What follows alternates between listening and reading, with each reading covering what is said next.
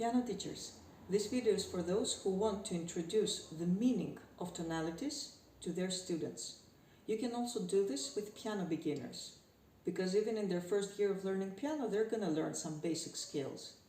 So this is a figurative example that I've been using in the last couple of months that I've seen it works. I'm using the example of each scale, each tonality being a different language. So let's say the C major tonality is the English language. And this is its alphabet. So each key represents each letter of that alphabet. And let's say D major is the Spanish language. So this is the Spanish alphabet. And each key of that scale represents each letter of that alphabet, the Spanish alphabet. Let's go back to the English language. A famous piece that everybody is asking to learn is the Jingle Bells. So if they're already playing the C major scale, little by little I will start introducing, in their second or third month, the basic chord. It is tricky to learn because we're using uneven fingers, but it is worth introducing it in the beginning, and little by little their little hands will start to give correct orders to synchronize those three fingers to play the chords.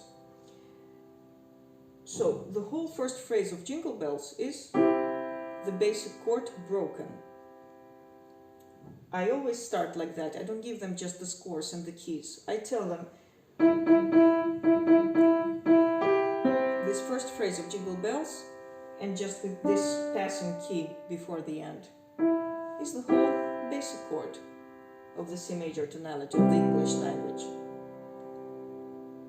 So it's much easier for them to play it when they see it like that, when they see it in codes.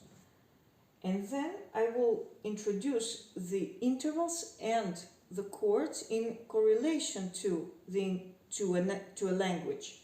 So let's say if I only have to accompany with one key, I'm just placing, I'm adding a second voice, and I'm only placing one letter at a time.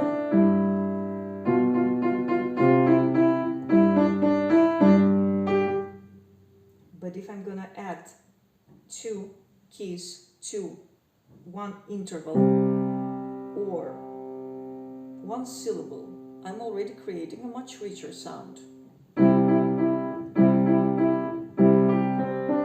I'm now using syllables, not just letters, in this language of C major. And then if I'm gonna use two syllables to create a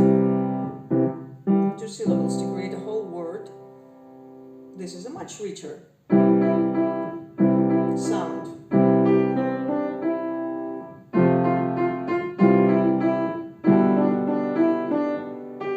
They don't need to play all that, but just by listening to the differences, they can understand the difference between an interval and orally and theoretically, and the chords, those differences.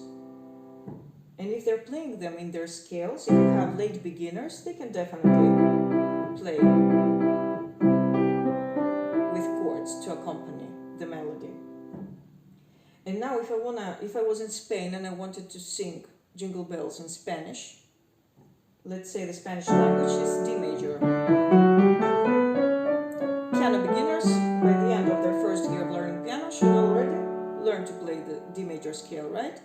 So now let's try and play the Jingle Bells in Spanish, just with the second voice using letters, a very poor accompaniment.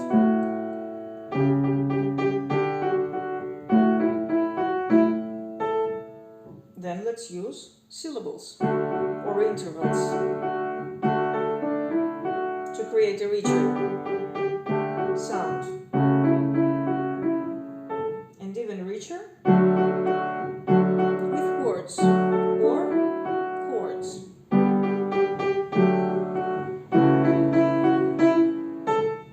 And then if you have, of course, late beginners, you can start playing with the rhythmical skeleton of these harmonies. hope this example helps of using tonalities as different languages, but we are saying the same things, the same words just in different languages. And you try it with your students. Have a good practice.